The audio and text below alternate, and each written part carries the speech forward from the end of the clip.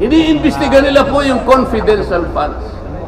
Ang tanong ko po, Mr. Chairman, mahigit pong 400 opisina at ahensya ng ating pamahalaan ang tumatanggap ng confidential funds.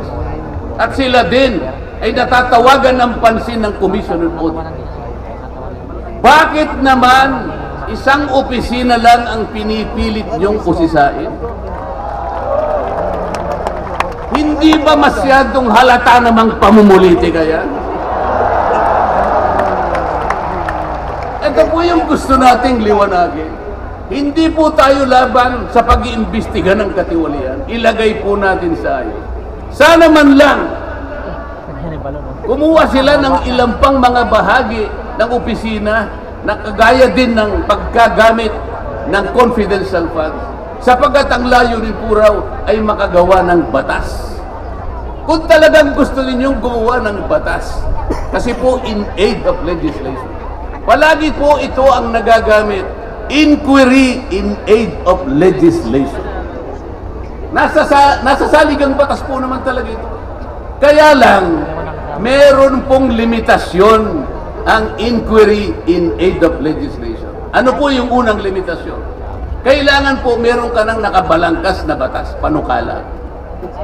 Hindi mo lang makumple-kumpleto sapagkat nag-aatubili ka, baka merong impact ito sa ibang sektor. Kaya tatawag ka ng mga tao na makatutulong sa'yo para sa ganun makumpleto mo ang iniisip mong panukala. Pagka ganun, alam niya kung sinong tatawagin niya. At alam niya rin kung anong itatanong niya. Hindi po ganun ang nangyayari ngayon eh. Dahil nga wala na pong rule of law, basta na lang sila tatawag ng kahit sino sapagkat hindi naman po talaga ang layunin ay gumawa ng batas. Kung hindi usigin ang taong gusto nilang usigin. Ito po ang nangyayari. Kaya nga po, dahil sa kagustuhan nila na talagang usigin ng ICC ang Pangulong Duterte, alam po ninyo, yun lang ang tanging layunin. Sa 13 pagdinig ng Quadcom, 13, nakapaggawa lang sila ng isang batas na kahit siguro po high school graduate pagtatawanan niya yung kanilang panukalang batas. Bakit po? Yung definition na definition lamang po ng extrajudicial killing ay talaga pong matatawakan. Ayaw ko na pong babain yun.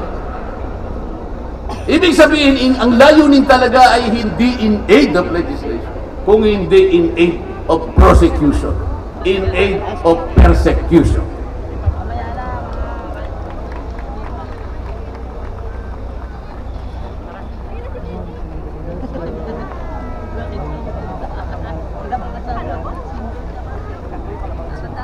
Kanina po, mga kababayan, napanood po ninyo ang video na kung saan ay nagpahayag ng di pagsang-ayon si Pangulong Marcos sa namumuong impeachment laban sa pangalawang Pangulo. Ulitin ko lamang po yun.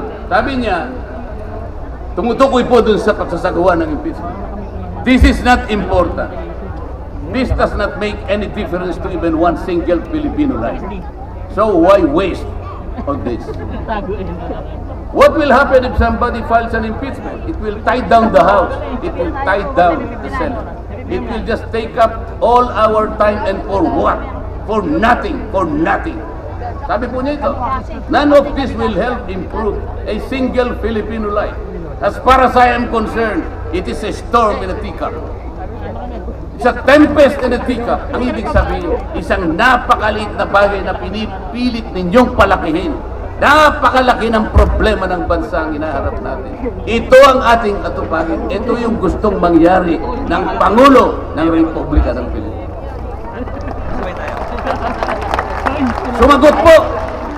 Sumagot po ang liderato ng House of Representatives. At sa isang bahagi, ang sabi po niya, ito po, kinuha ko lang yung isang bahagi sa isang mahabang manifestong ginawa nila. Sabi po ng House of Representatives, bilang tugon doon sa sinabi ng ating Pangulo. Sabi po niya, together, let us rally behind our President to protect and preserve the gains of democracy as we build a stronger, more united, and more prosperous republic. Pero nasaan po kaya? Nandito po kaya lahat yung mga sumama sa manifesto nito na sumusuporta na mag-rally tayo sa likod ng Pangulo? Tayo'y magkaisa upang panindigan yung nauna niyang pahayag na ang gusto nating unahin na pagkaisahan ay yung pagtugon, pag-address sa mga problema ng bansa. Nasaan kaya sila? Nandun kaya sila sa likod ng Pangulo o tayo lang lahat? Sa makatuwid tayo pong lahat ngayon na sama-samang nagkakatipon ngayon na hindi ko mabilan kung ilang, baka meron 1 milyon po yan. Tayo pala ngayon ang nagkakatipon sa diwa ng tunay na kapayapaan at pagkakaisa na nagrarally ngayon. Sapagkat tayo lamang ang nasa likod ng Pangulo sa kagustuhan niya na harapin natin ang mga hamon at nagbabantang problema ng ating bansa. Sapagkat, sabi niya, totoo naman, ang impeachment ay hindi makapagbibigay kahit anong butil ng kabutihan sa buhay ng isang Pilipino.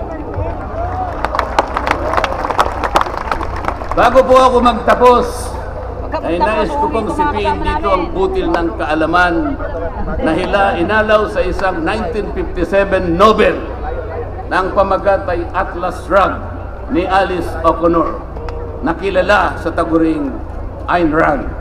Ang sabi po niya, sa English muna po, pasensya na po kayo. When you see that in order to produce, you need to obtain permission from men who produce nothing. When you see that money is flowing from those who deal not in goods but in favors. When you see that men get richer by graft and pull, not by work. And your laws don't protect you against them.